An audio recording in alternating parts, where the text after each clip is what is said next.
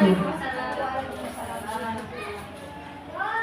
Puji syukur kita panjatkan kehadirat Allah Subhanahu wa Ta'ala karena atas berkat dan rahmatnya sehingga kita bisa berkumpul di ruangan kelas 1 yang kita cintai ini. Salam dan salawat selalu tercurah kepada junjungan kita Nabi besar Muhammad SAW, Nabi yang membawa kita dari zaman kebodohan menuju zaman kepintaran seperti sekarang ini. Pertama-tama izinkan saya mengucapkan terima kasih kepada Ibu Kepala Sekolah SD Negeri Barabaraya 1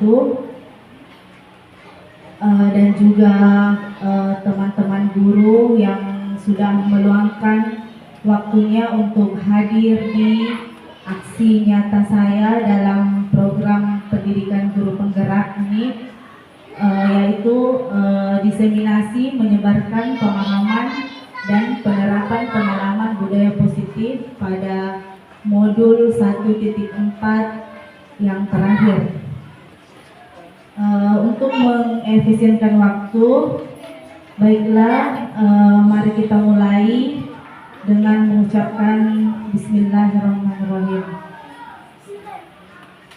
Nah, baiklah Bapak Ibu, ini adalah aksi nyata saya tentang diseminasi menyebarkan pemahaman dan penerapan pengalaman budaya positif.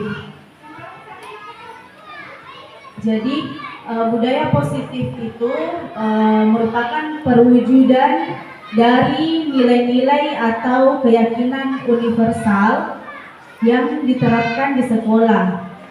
Budaya positif dapat mendorong murid untuk mampu berpikir, bertindak, dan mencipta sebagai proses memerdekakan dirinya sehingga murid mampu mandiri dan bertanggung jawab. Nah, selanjutnya ini adalah konsep inti dari budaya positif yang terdiri dari beberapa bagian ya Bapak Ibu. Yang pertama itu perubahan paradigma positif. Kemudian ada disiplin positif, nilai-nilai kebajikan, kebutuhan dasar manusia, kemudian motivasi perilaku manusia, posisi kontrol guru, keyakinan kelas, dan segitiga restitusi. Jadi ini adalah konsep inti yang sebentar saya akan jelaskan satu persatu. Nah, pembelajaran dengan paradigma baru. Jadi pembelajaran dengan paradigma baru itu merupakan pembelajaran yang dirancang berdasarkan prinsip pembelajaran yang berdiferensiasi, sehingga para peserta didik belajar sesuai kebutuhannya berdasarkan tahap perkembangan sesuai teori psikologi modern untuk mewujudkan profil pelajar Pancasila. Jadi pembelajaran berdiferensiasi ya Bapak Ibu, untuk perkembangan menuju mewujudkan profil pelajar Pancasila yang beriman dan bertakwa, kemudian berkebinekaan global, bergotong royong, kreatif, mandiri, dan bernalar kritis. Lanjut, nah ini adalah miskonsepsi tentang teori kontrol. Jadi miskonsepsi itu artinya pemahaman yang salah tentang teori kontrol yang dilakukan guru. Jadi yang pertama itu ilusi guru mengontrol murid. Jadi ilusi bahwa kritik dan membuat rasa bersalah itu mampu menguatkan karakter, padahal itu tidak benar ya Bapak Ibu. Kemudian ilusi bahwa semua penguatan positif efektif dan bermanfaat, itu juga tidak benar. Kemudian ilusi bahwa orang dewasa berhak memaksa, Nah, itu juga tidak benar. Jadi ini semua adalah miskonsepsi yang salah. Nah, di sini ada mengubah paradigma stimulus respon ke pendekatan teori kontrol. Jadi ada stimulus respon, kemudian ada teori kontrol. Realitanya itu kebutuhan kita sama, itu stimulus responnya, tetapi pendekatan ke teori kontrol itu realita kita itu semua berbeda. Jadi sifat dari manusia itu juga berbeda. Kemudian ada stimulus respon, semua orang melihat hal yang sama. Tetapi kalau disangkut pautkan dengan teori kontrol, setiap orang itu memiliki gambaran yang berbeda. Jadi kita mencoba mengubah orang agar berpandangan sama dengan kita, tetapi teori kontrolnya itu tidak semua itu orang bisa berpandangan seperti kita. Jadi setiap orang itu berbeda. Kemudian orang lain bisa mengontrol saya. Teori kontrolnya hanya Anda sendiri yang bisa mengontrol diri Anda sendiri, bukan orang lain. Kemudian saya bisa mengontrol orang lain. Jadi Anda itu tidak bisa mengontrol orang lain. Ya. Kemudian pemaksaan ada pada saat bujukan gagal. Jadi kalau disangkut pautkan dengan teori kontrol itu, kolaborasi dan konsensus menciptakan pilihan-pilihan baru. Kemudian model berpikirnya menang atau kalah, tetapi kalau teori kontrol model berpikirnya itu harus menang terus. Oke. Nah, di sini ada disiplin positif. Jadi disiplin positif itu berasal dari kata discipline, yang artinya belajar. Disiplin mengacu pada disiplin diri yang memiliki tanggung jawab terhadap apa yang dilakukannya berdasarkan nilai-nilai yang diyakini. Jadi disiplin positif ini merupakan salah satu cara penerapan disiplin yang bertujuan untuk menumbuhkan kesadaran serta memberdayakan peserta didik tanpa imbalan, penghargaan atau reward, ancaman atau hukuman.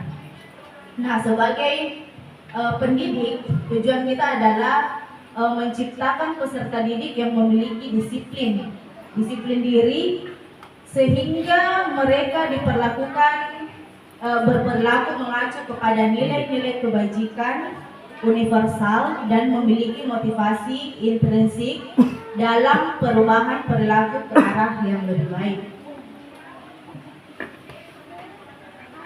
Nah, di sini Bapak Ibu guru semua, ada nilai-nilai kebajikan yang nilai yang disepakati bersama lepas dari suku, bangsa, agama, bahasa maupun latar belakangnya.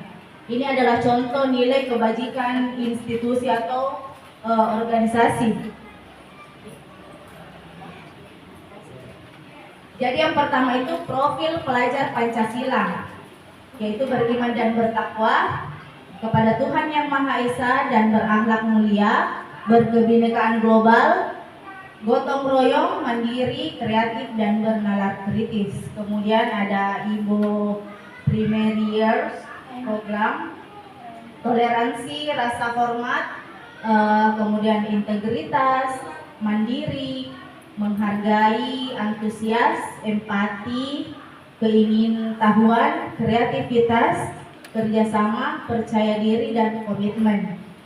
Selanjutnya ada keterampilan hidup atau life skill, di mana orang dapat dipercayai lurus hati, pendengar yang aktif, tidak merendahkan orang lain, dan memberikan yang terbaik dari diri. Ini adalah nilai-nilai kebajikan dari suatu organisasi. Nah, selanjutnya ada kebutuhan dasar manusia. Jadi kebutuhan dasar manusia di sini adalah segala sesuatu yang kita lakukan untuk mendapatkan apa yang kita inginkan. Jadi seluruh tindakan yang kita lakukan memiliki tujuan tertentu, dan semua usaha terbaik yang kita lakukan adalah dalam rangka agar kebutuhan dasar kita terpenuhi dengan baik. Ini adalah kebutuhan dasar manusia. Nah, dari kebutuhan dasar manusia itu ada 5 kebutuhan yang betul-betul harus dipenuhi. Yang pertama itu bertahan hidup. Ada kasih sayang dan rasa diterima, ada penguasaan, kebebasan dan kesenangan. Jadi bertahan hidup itu yang dimaksud ada makanan, pakaian, tempat tinggal, keamanan, dan kesehatan. Kemudian kasih sayang dan rasa diterima. Rasa diterima itu rasa diterima dan dipedulikan, berbagi, kerjasama, menjadi bagian dalam suatu kelompok. Kemudian penguasaan. Penguasaan itu misalkan harga diri, keinginan untuk dianggap, memimpin, berprestasi, diakui dan didengar. Kemudian lanjut kebebasan. Kebebasan itu mandiri, memiliki pilihan, mencoba hal baru, mampu mengendalikan arah dirinya sendiri. Kemudian kesenangan itu bermain, humor, antusiasme, dan tertawa. Ini adalah 5 kebutuhan dasar manusia. Kemudian ada motivasi perilaku manusia. Jadi motivasi perilaku manusia itu terdiri dari 2, yaitu motivasi ekstrinsik dan motivasi intrinsik. Nah, motivasi ekstrinsik itu untuk menghindari ketidaknyamanan atau hukuman. Itu masuk pada motivasi ekstrinsik. Kemudian untuk mendapat imbalan atau penghargaan dari orang lain, masuk juga motivasi ekstrinsik. Dan untuk menjadi orang yang mereka inginkan dan menghargai diri sendiri dengan nilai-nilai yang mereka percaya, masuk pada motivasi intrinsik. Nah, ini adalah hukuman, konsekuensi, dan restitusi, di mana hukuman itu bagian dari hukuman itu tidak terencana atau tiba-tiba. Kemudian murid tidak tahu apa yang akan terjadi atau tidak dilibatkan, bersifat satu arah, berupa hukuman fisik atau psikis. Jadi konsekuensinya itu terencana atau disepakati sesuai peraturan. Murid tetap dibuat tidak nyaman, sikap guru selalu monitoring muridnya. Dan restitusi, proses menciptakan kondisi bagi murid untuk memperbaiki kesalahan. Kemudian proses kolaboratif yang mengajarkan murid untuk mencari solusinya sendiri. Ini 3 yang ini sudah saya praktekkan sendiri. Sebentar saya perlihatkan aksi nyatanya. Lanjut, nah ini adalah 5 posisi kontrol guru. Jadi kita sebagai guru itu harus memiliki posisi kontrol, ya Bapak Ibu. Yang pertama itu ada yang namanya penghukum, kemudian pembuat merasa bersalah, teman, kemudian pemantau dan manajer. Nah, ini adalah kasus di mana dibutuhkan 5 posisi kontrol guru. Apa yang harus dilakukan seorang guru? Di sini ada amir yang terlambat hadir di sekolah. Kalau posisi kontrol yang diambil penghukum, maka nada suara tinggi, bahasa tubuh, mata melotot dan jari menunjuk-nunjuk atau menghardik. Contohnya ini terlambat lagi, pasti terlambat lagi, selalu datang terlambat. Kapan bisa datang tepat waktu? Nah, ini adalah posisi kontrol yang diambil adalah penghukum.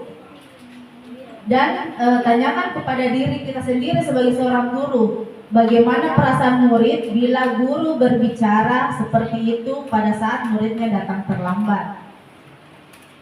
Nah, hasilnya itu kemungkinan murid akan marah dan mendendam atau bersifat agresif.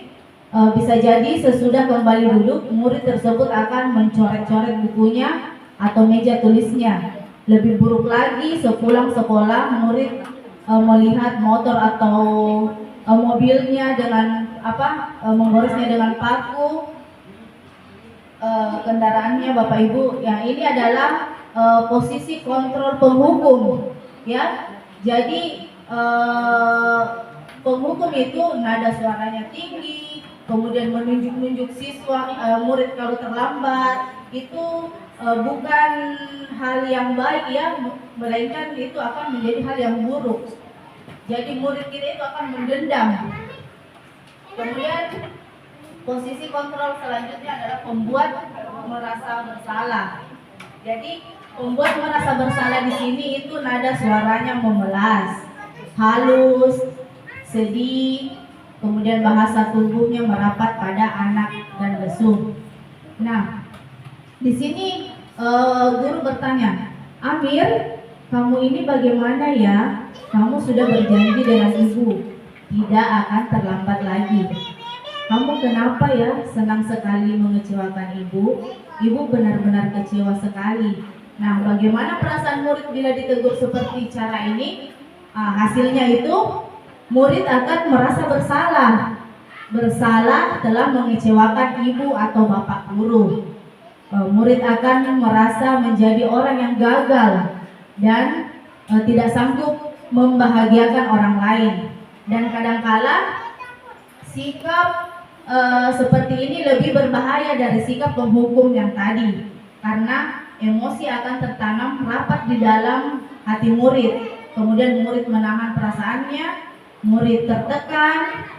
Seperti inilah yang tiba-tiba biasa amarah murid itu meletus atau meledak dan bisa menyakiti diri sendiri dan orang lain. Ini adalah posisi kontrol guru pembuat merasa bersalah. Kemudian teman, ini posisi kontrol teman. Nada suaranya itu ramah, akrab, dan bercanda. Bahasa tubuh merapat pada murid, mata dan senyum jenaka. Amir, ayolah, bagaimana sih kamu? Kemarin kamu sudah janji ke ibu. Ke ibu bukan? Kenapa terlambat lagi? Sambil tertawa ringan. Ya sudah, tidak apa-apa. Duduk dulu sana, nanti ibu guru bantu kamu. Sambil senyum-senyum. Nah, bagaimana perasaan murid bila ditegur seperti ini Bapak Ibu? Nah, hasilnya itu murid itu akan senang dan akrab dengan gurunya. Nah, ini termasuk dampak yang positif. Hanya saja di sisi negatifnya itu murid menjadi nanti tergantung pada gurunya tersebut bila ada masalah. Jadi dia merasa bisa mengandalkan guru untuk membantunya akibat lainnya dari posisi teman ini. Amir hanya akan berbuat sesuatu jika menyuruhnya adalah gurunya sendiri. Jadi ini juga ini memang masih positif ya, tapi ini juga tidak bisa dilakukan sesering mungkin. Nah, kemudian posisi kontrol selanjutnya adalah pemantau. Jadi kalau pemantau itu nada suaranya datar, bahasa tubuhnya itu formal saja. Amir, tahukah kamu jam berapa kita memulai? Amir, tahu Pak, kamu terlambat 15 menit. Apakah kamu sudah mengerti konsekuensinya? Paham Pak, saya akan tinggal di kelas pada jam istirahat. Ya benar, kamu harus menyelesaikan tugas yang tertinggal tadi. Nah, bagaimana perasaan murid jika ditegur seperti cara ini? Hasilnya itu murid ini memahami konsekuensinya yang harus dijalankan karena telah melanggar salah satu peraturan sekolah. Guru juga tidak menunjukkan satu emosi yang berlebihan, menjadi marah atau berbuat merasa bersalah. Guru juga harus tetap memantau muridnya pada saat mengerjakan tugas di jam istirahat. Konsekuensinya di sini Amir tidak bisa keluar istirahat karena dia harus menyelesaikan tugasnya yang tertinggal tadi. Jadi itu salah satu konsekuensi karena Amir sudah terlambat. Nah, yang terakhir itu adalah posisi kontrol manajer. Nah, jadi posisi kontrol manajer ini nada suara guru itu tulus, bahasa tubuhnya tidak kaku, mendekat ke murid. Amir, apakah kamu mengetahui jam berapa sekolah dimulai? Tahu Pak, jam 7.00. Ya, jadi kamu terlambat. Kira-kira bagaimana kamu memperbaiki masalah ini? Saya bisa menanyakan ke teman saya Pak untuk mengejar tugas yang tertinggal. Baik, itu bisa dilakukan. Apakah besok akan ada masalah untuk kamu tidak terlambat lagi dan hadir tepat waktu di sekolah? Bagaimana perasaan murid bila ditegur secara seperti ini? Nah, pada posisi manajer ini, maka suara gurunya itu sebaiknya tulus, tidak pernah marah, tidak perlu meninggikan suaranya, apalagi menunjuk-nunjuk jari ke murid. Nah, jadi pada posisi manajer ini, guru akan mengembalikan tanggung jawab kepada murid untuk mencari jalan keluar dari permasalahannya sendiri. Jadi murid itu merasa bertanggung jawab karena gurunya menjadi manajer. Nah, ini adalah contoh lain penerapan 5 posisi kontrol guru. Jadi ini Bapak Ibu kasusnya murid tidak mengerjakan tugas yang diberikan gurunya. Nah, kalau dalam posisi kontrol penghukum, berdiri dengan sebelah kaki di depan kelas. Ini adalah penghukum, ya.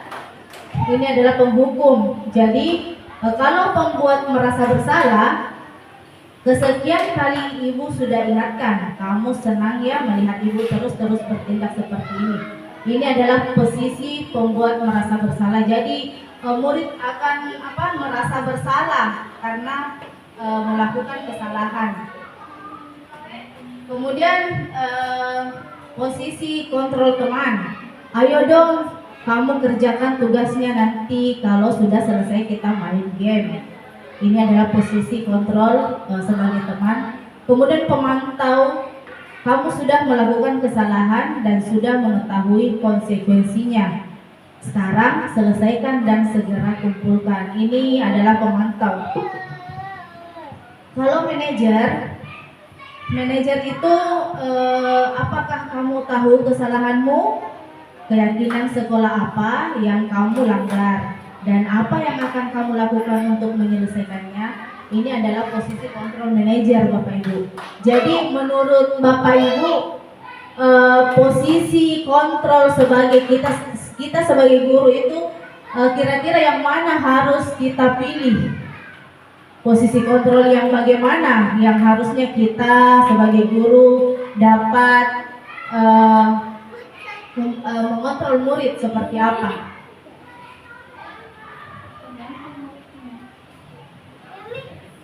Ya?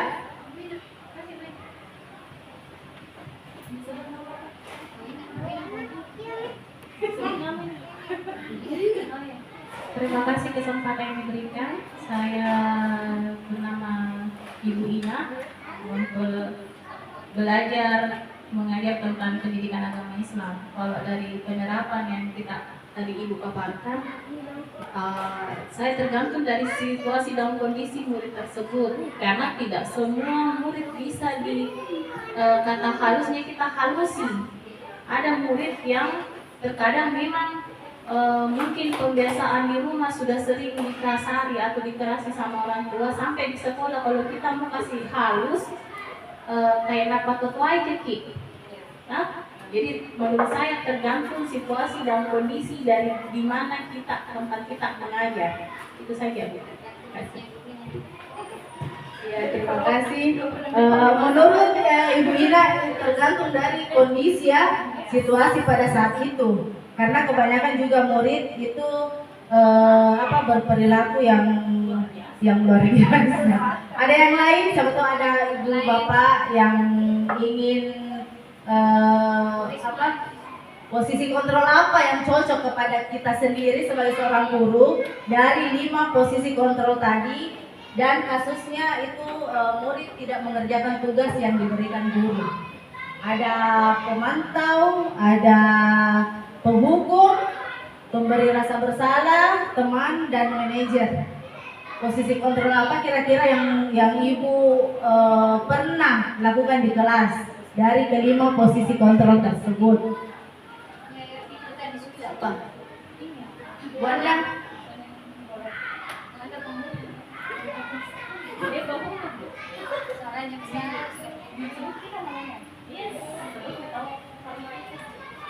Oke, terima kasih atas kesempatan yang diberikan kepada saya.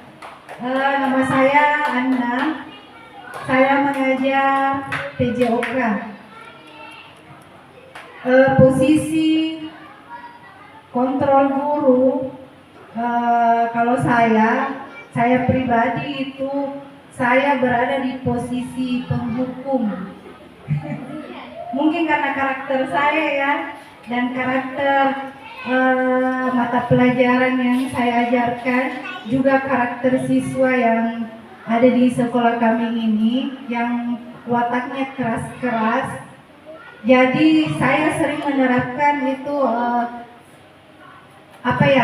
memberikan sanksi. Misalnya kalau ada yang terlambat, saya kasih sanksi, tapi sanksinya itu tidak berat, tidak membuat siswa merasa bagaimana ya, karena saya berikan hukuman itu mereka ambil sampah, pungut sampah yang ada di sekitar sekolah. Ya, jadi saya karakternya penghukum. Ya, mungkin itu saja. Terima kasih. Ya, terima kasih. Jadi kontrol yang akan dilakukan Ibu Ana adalah penghukum ya. Oke, lanjut. Di sini juga ada posisi kontrol apakah aku. Jadi kita disuruh menyebutkan posisi kontrol apakah aku. Nah, di sini ada saya kecewa sekali dengan kamu. Nah, ini Bapak Ibu termasuk posisi kontrol apa? Iya, pemberi rasa bersalah. Jadi dia kecewa. Kemudian pembuat merasa bersalah. Kemudian posisi kontrol apakah aku, kamu tidak pernah benar melakukannya. Keliling lapangan 3 kali. Iya. Ya, ini adalah posisi kontrol penghukum ya. Penghukum. Kalau ini apa rencanamu untuk menyelesaikan masalah ini? Iya. Manajer. Jadi itu tadi penghukum manajer. Nah, kalau ini ayolah lakukan demi Bapak Ibu ya. Iya, ini adalah posisi kontrol sebagai teman. Lanjut, kamu tidak pernah mendapat nilai jika tidak mengerjakan tugas. Nah, posisi kontrol apa ini Bapak Ibu? Iya, betul Ibu, pemantau. Jadi ini ada di posisi kontrol pemantau. Teman. Ini teman. Tidak pernah mendapat nilai. Teman. Oh iya. Pemantau atau teman? Pemantau saya ini. Tadi sudah. Ini adalah lanjut ya Bapak Ibu. Ada keyakinan kelas. Keyakinan kelas. Nah, mengapa keyakinan kelas? Mengapa bukan peraturan kelas? Jadi pembentukan keyakinan kelas di sini itu bersifat abstrak. Kemudian berupa pernyataan universal, dibuat dalam pernyataan positif sedikit saja agar mudah diingat sesuai dengan kondisi kelas dan sekolah sehingga mudah diterapkan. Semua warga sekolah atau warga kelas dilibatkan saat membuat keyakinan kelas. Mungkin Bapak Ibu sudah membuat atau membentuk keyakinan kelas di kelasnya masing-masing. Ya, seperti pada di kelas 1 ada keyakinan kelasnya. Nah, lanjut tentang segitiga restitusi. Jadi Bapak Ibu guru yang hebat, segitiga restitusi itu suatu proses dialog yang dijalankan oleh guru agar dapat menghasilkan murid yang mandiri dan bertanggung jawab. Nah, itu di sampingnya ada gambar segitiga restitusi di mana ada validasi tindakan yang salah, kemudian ada menstabilkan identitas, kemudian menanyakan keyakinan. Nah, yang pertama itu menstabilkan identitas. Jadi berdasarkan prinsip membuat kesalahan adalah bagian dari proses pembelajaran. Jadi berbuat salah itu wajar. Tidak ada manusia yang tidak sempurna. Ibu bapak juga pernah melakukan hal itu. Ibu bapak tidak mau mencari siapa yang salah, tapi ibu bapak ingin mencari solusi dari permasalahan ini. Kamu berhak merasa begitu. Nah, ini adalah menstabilkan identitas ya. Jadi kalau ada kasus di dalam kelas kita bisa memanggil murid ke depan. Dalam kemarin saya buat aksi nyata tentang segitiga restitusi. Jadi saya menerapkan menstabilkan identitas, kemudian validasi tindakan yang salah, dan menanyakan keyakinan. Nah, ini adalah validasi tindakan yang salah, di mana berdasarkan prinsip perilaku berupaya memenuhi suatu kebutuhan tertentu. Jadi pertanyaannya itu bisa, kamu pasti punya alasan mengapa melakukan hal itu. Padahal kamu bisa melakukan yang lebih buruk dari ini ya. Kamu patut bangga karena telah melindungi sesuatu yang penting buatmu. Jadi kamu melakukannya karena mempertahankan sesuatu yang penting bagimu. Nah, ini adalah validasi tindakan yang salah. Nah, kemudian menstabilkan identitas. Jadi berdasarkan prinsip teori kontrol bahwa pada dasarnya kita termotivasi secara intrinsik. Jadi biasanya kita menanyakan apa keyakinan kelas kita, nilai-nilai apa yang telah disepakati bersama, seperti apa gambaran sebuah kelas yang ideal menurut kamu, kamu ingin menjadi orang yang seperti apa. Ini bisa ditanyakan kepada murid yang mempunyai kasus dan menggunakan segitiga restitusi. Nah, ini contoh penerapan segitiga restitusi saya Bapak Ibu di kelas 6.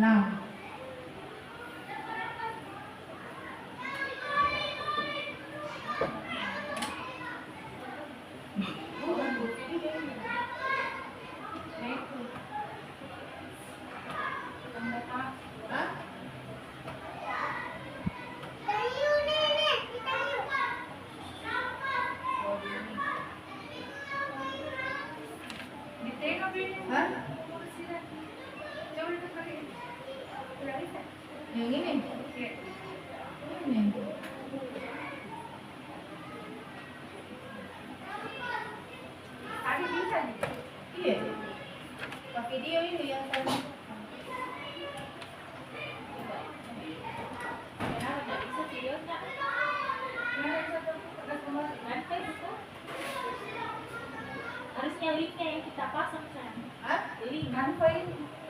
Oke, comin Bisa kita putar di mana putar? di ini. Coba. Jaringannya apa? Jangan coba pakai wifi. Ada kan di galeri ini? Yang di galeri kita mau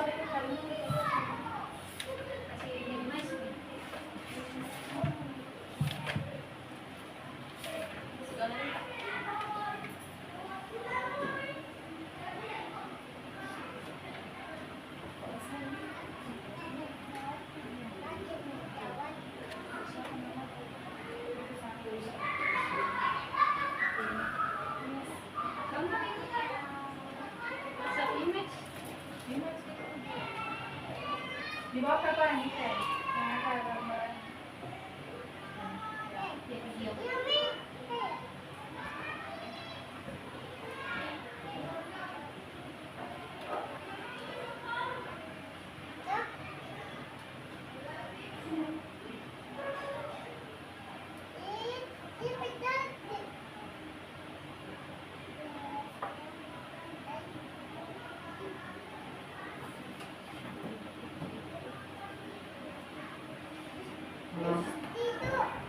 bisa. Ini sih itu ini. Berarti jaringan. Oh, maaf. Berat kian. Berat ini beban. Suara.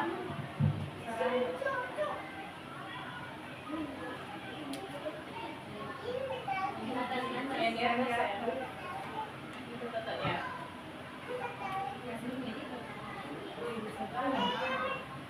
Kembali kan kita tidak minta. Kasih mic tak, kasih enak mic. Itu suara dari tak.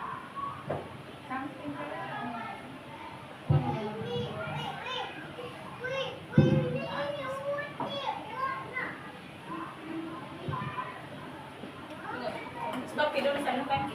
Jadi itu video tak.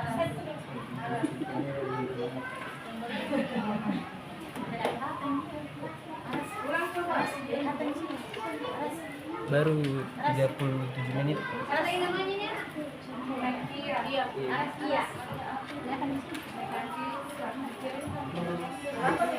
37 menit. 27 menit. Ini siapa nih? Potensi kenapa? Terlalu juga jam 2.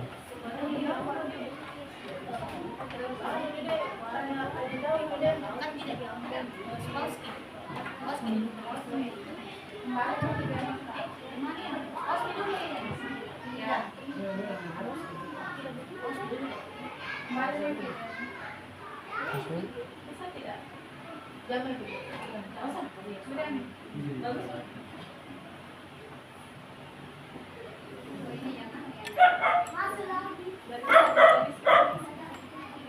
Speaker.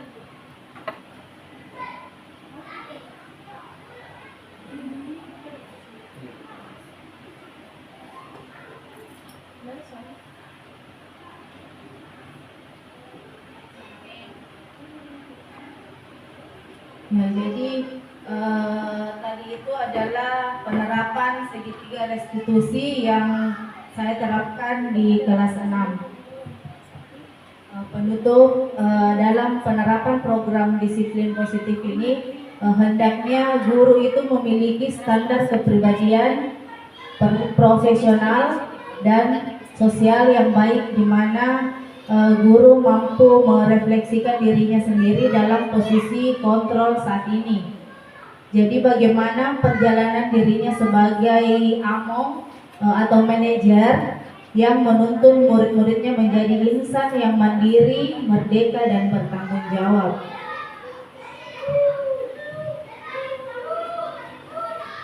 Ya, mungkin ada dari Bapak Ibu guru yang ingin menanyakan tentang apa yang tadi sudah saya jelaskan.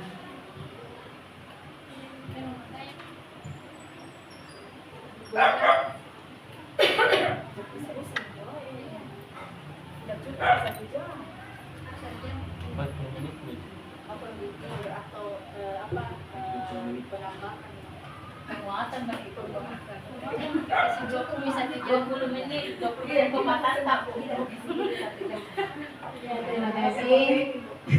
Assalamualaikum warahmatullahi wabarakatuh. Alhamdulillah.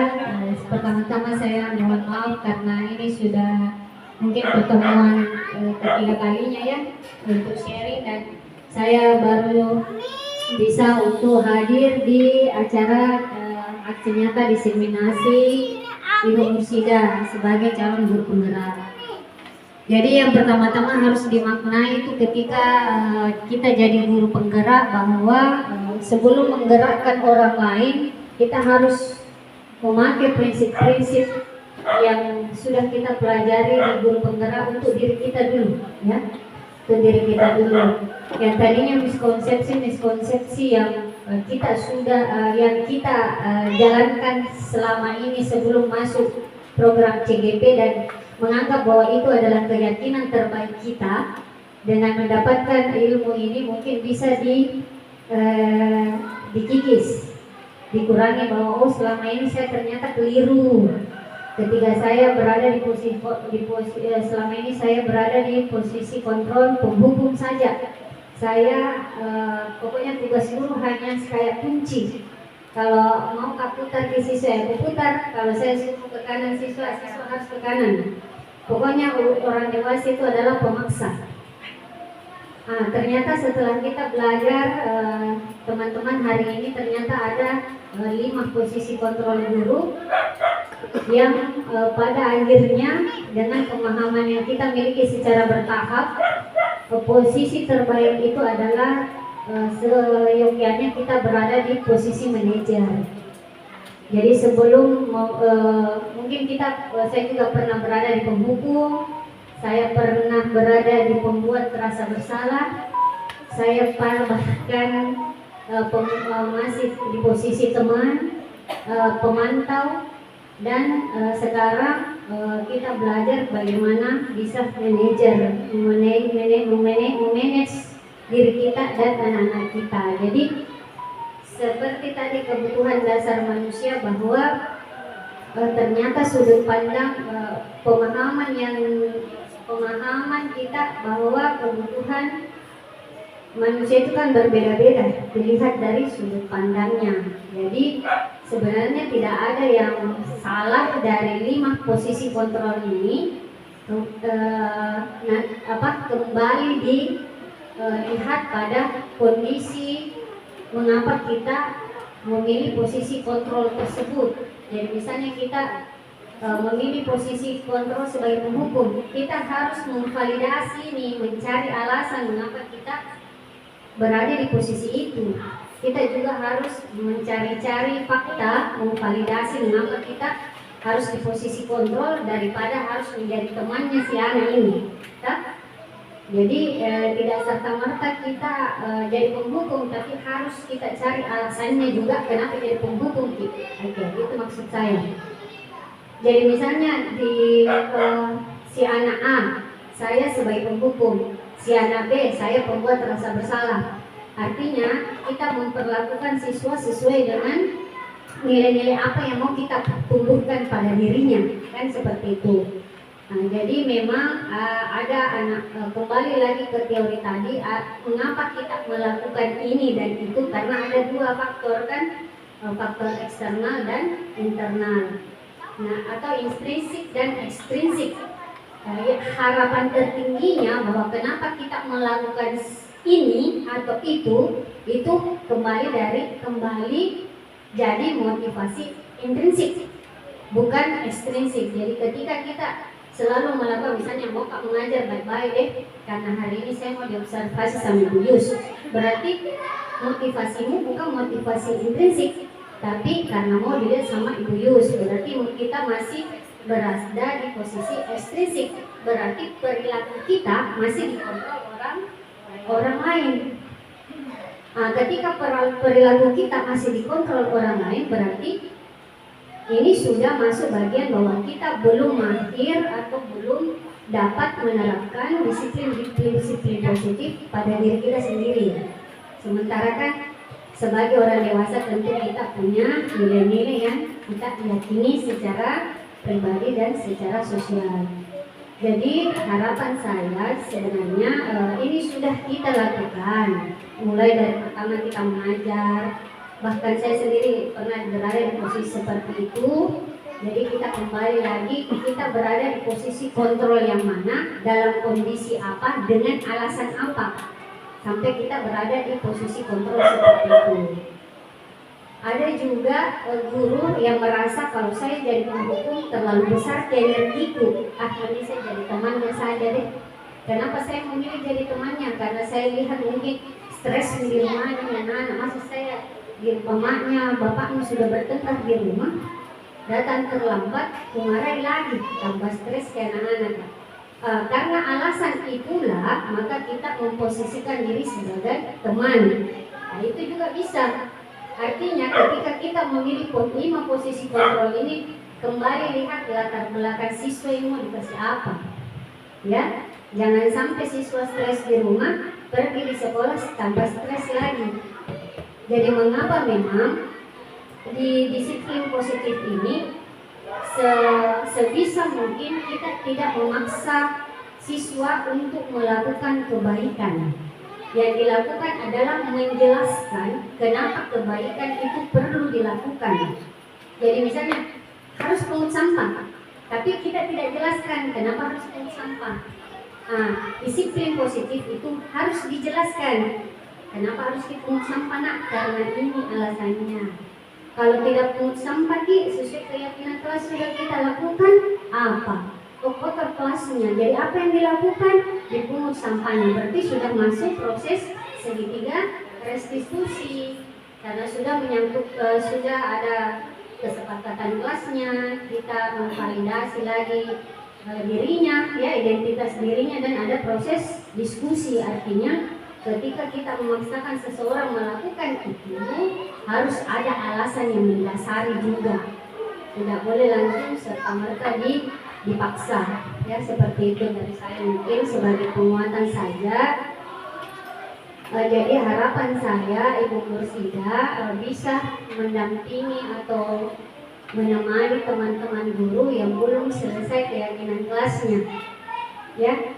Jadi mungkin di kelas 3, di kelas mana itu yang belum ada, saya lihat bisa dibantu buat atau ditemani gurunya untuk mengarahkan membuat keyakinan kelas, ya.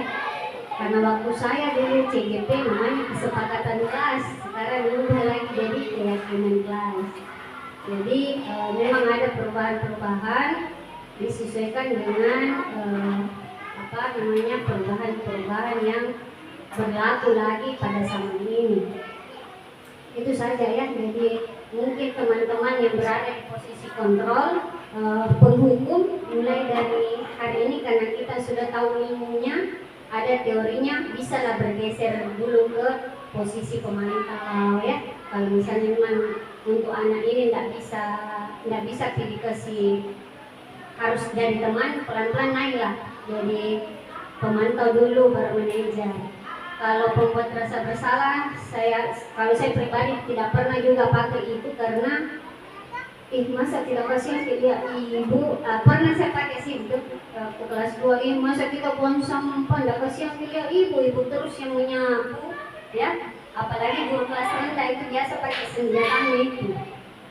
Kenapa ibu terus yang rendah? Artinya dengan kalimat itu kita sudah menaruh rasa bersalah di hatinya siswa. Nah, itu sebaiknya juga dihindari. Jangan menggunakan kita sebagai alasan dia untuk berbuat baik. Yang diarahkan anak-anak, misalnya tadi pagi salat duha. Kenapa dia harus salat duha? Karena ada manfaatnya kalau dia salat duha. Bukan karena nanti dihukum atau karena nanti ada gurunya dari kalau salat nanti saya dimarahi belius sekali. Berarti kan kita menaruh posisi kontrol orang lain ke anak-anak begitu. Itu tidak bisa, ya. Itu jangan dikasih begitu. Oke, jadi ini lagi.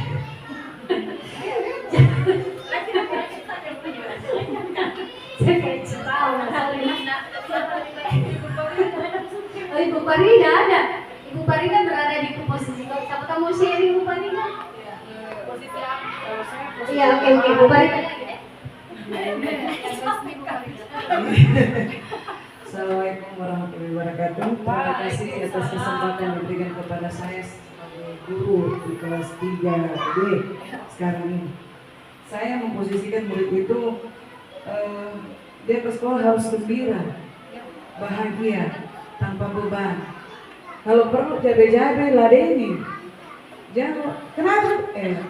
Ada rasa emosi juga di sini bisa ditempatkan. Jadi saya ambil posisi teman saja. Berada di posisi teman ya. Iya, saya berada di posisi teman. Kalaupun setelah itu saya harus ke tempat manajer supaya karakternya, attitude-nya bisa kita bantu. Bahwasanya sopan itu begini lewat dari orang lebih tua. Kalau teman dia butuh teman curhat tuh, murid-murid di sini. Selalu kita mau tanyakan, kenapa kita mata? Iya, makanya selalu setiap saya masuk, bagaimana perasaannya hari ini? Saya bilang, baik Bu, ada juga yang mengecewakan, lucu. Ya tetap bilang ini, ada malu-malu, tidak ngomong. Tapi begitu mereka yang murid, setiap murid beda-beda. Sampai di situ kita bertanya, kita sudah tahu bahwa keadaan di rumahnya seperti ini. Padahal itu kita tidak tahu bapaknya kawin lagi, mama kita nggak tanya. Dia sendiri melontarkan. Dia mendekati kita dan rasa takut dia, Bu, belum Pak makan lapar. Ada wadah Bu. Dia makan. Ibu bayarkan. Iya. Biasa Bu harus gak Bu? Ada air? Ada, ambil. Jadi rasa segan itu dengan rasa takut itu harus dibedakan. Kalau segan boleh jadi kita dekat, kalau takut anak jarak ambil. Tidak mau ke situ, Bu, takut kan? Nagertak kan? Temanku itu. Iya, jadi kadang kalau saya berusaha keras seperti itu, mereka menganggap saya lucu. Karena saya tidak pernah kasar mereka.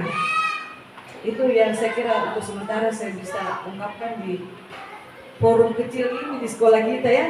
Anda sebagai CGB saya bisa menghormat, bisa melakukan. Terus.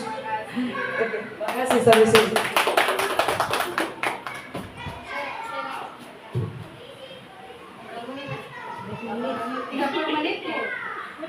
Oke, jadi prinsip-prinsip yang digunakan Ibu Ida itu sudah menggambarkan prinsip CGP ya. Jadi meskipun mungkin Bu Ida tidak mengikuti program ini, tapi prinsip-prinsip disiplin positif sudah diterapkan dan ini bagus untuk dicontoh ya. Ini bagus untuk dicontoh. Jadi jika teman-teman kumpul-kumpul atau apa, bolehlah kita berbagi pengalaman ya. Jadi tidak ada perasaan merasa tinggi atau merasa paling rendah, tidak ada. Jadi karena kita semua di sini tujuan kita sama, yaitu sama-sama mendidik anak-anak kita. Jadi kembali setiap hari diluruskan niatnya bahwa kita ke sekolah ini adalah bekerja, ya kita sekolah adalah bekerja, ini tempat tugas kita. Tujuan mulai dari guru kelas 1 sampai guru kelas 6, guru bidang studi olahraga agama adalah tujuannya sama. Ya, tidak ada yang lebih tinggi, tidak ada yang lebih rendah.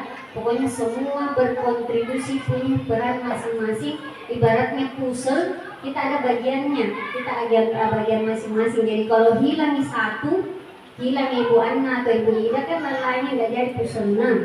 Tidak jadi puzzle kan. Jadi mungkin dengan ilmu penerapan disiplin positif ini bisa juga semakin mempererat silaturahmi kita ya, karena bukan hanya siswa yang butuh disiplin positif tapi guru itu sendiri ya. Jadi guru sendiri kembali lagi kepada keyakinan nilai-nilai apa yang kita jalankan di tempat kerja kita. Oke, saya kira tidak lama lagi ya, tidak usah berlama-lama. Mudah-mudahan ilmu yang didapatkan oleh Ibu Mursida bisa di-sharing ke teman seperti ini contohnya ya. Dan saya beri tugas ya, mulai dari kelas 1 sampai kelas 6, tolong dibantu teman untuk membuat keyakinan kelasnya ya. Kalau coba ditengok-tengok kelasnya, kalau belum ada tertempel bisa dibantu. Kalau temannya bingung, bisa dibantu diarahkan di dalam kelas ya. Karena memang tugas guru penggerak itu jadi role model di luar. Jadi banyak sekali itu kepala sekolah di luar dia bilang, guru penggerak ini baru begitu. Guru penggerak ini baru kelas malam sana. Guru penggerak ini tapi selalu keluar orang yang ajar baru gurunya tidak. Nah itu yang sering sekali yang saya termasuk alumni dapat kalimat-kalimat seperti itu. Jadi ini jadi beban juga sebenarnya kalau mau dijadikan beban, tapi ini dijadikan tantangan untuk menjadi pribadi yang lebih baik karena kita dibandingkan dengan orang lain itu biasa sih.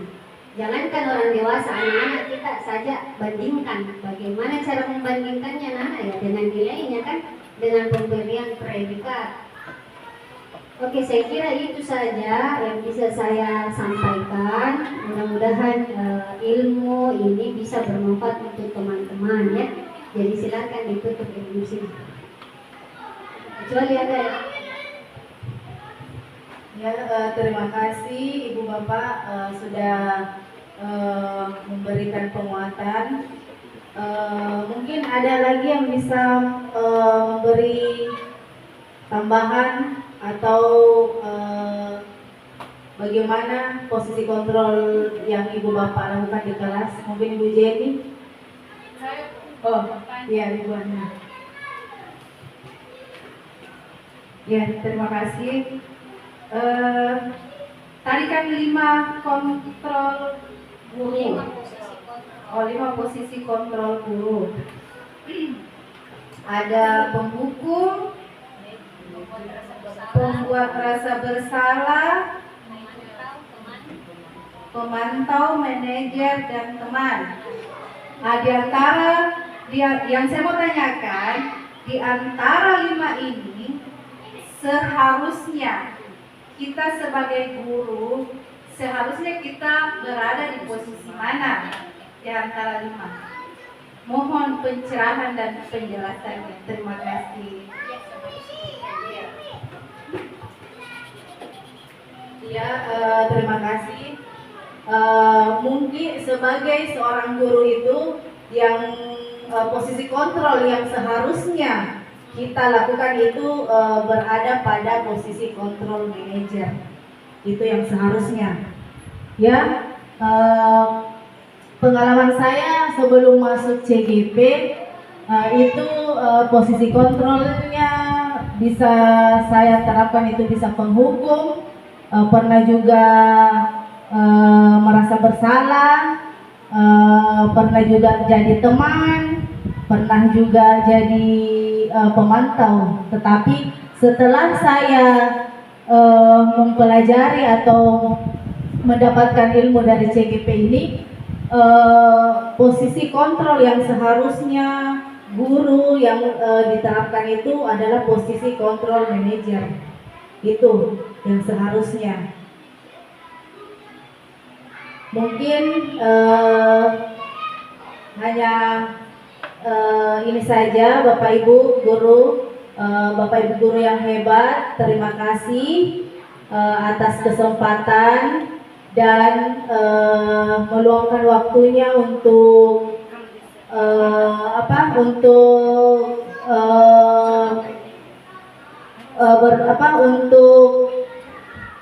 hadir dalam aksi nyata saya pada program pendidikan guru penggerak ini. Baiklah, mungkin sampai di sini aksi nyata saya. Terima kasih sekali lagi buat Ibu Kepala Sekolah, buat teman-teman guru semuanya, Bapak Ibu guru. Ya, semoga saya bisa menyelesaikan program pendidikan guru penggerak ini dan memberikan yang terbaik kepada sekolah kita. Terima kasih. Assalamualaikum warahmatullahi wabarakatuh. Salam guru penggerak. Mau tidak Bapak Ibu panggil ke depan? Lagi-lagi hari ini kamu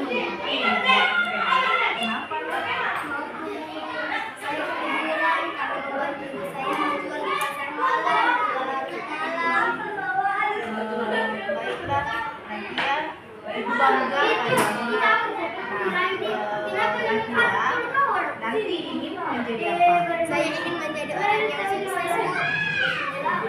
kalau ingin menjadi orang yang sukses, Nakia harus paham yang namanya tanggung jawab. Nah, salah satu tanggung jawab Nakia adalah mengerjakan tugas-tugas dari guru. Memang benar, membantu orang tua di rumah adalah tanggung jawab kita sebagai seorang anak. Dan akan tetapi Nakia juga tidak harus lupa akan tanggung jawab Nakia di sekolah. Baiklah Bu Guru, saya minta maaf. Kalau begitu, apa solusi dari Nakia sehingga ke depannya tidak lupa mengerjakan PR lagi? Saya akan membawa tugas saya ke tempat jualan ibu saya. Saya akan mengerjakannya di sana apabila sepi pengunjung. Ibu saya dapat membantu saya mengerjakannya. Baiklah kalau begitu, Ibu harap Nakia memegang kata-kata Nakia sehingga ke depannya Nakia tidak lupa mengerjakan PR lagi. Ya Bu Guru, saya minta maaf. Nah, sekarang Nakia kembali ke tempat duduk Nakia. Terima kasih Bu. Salim.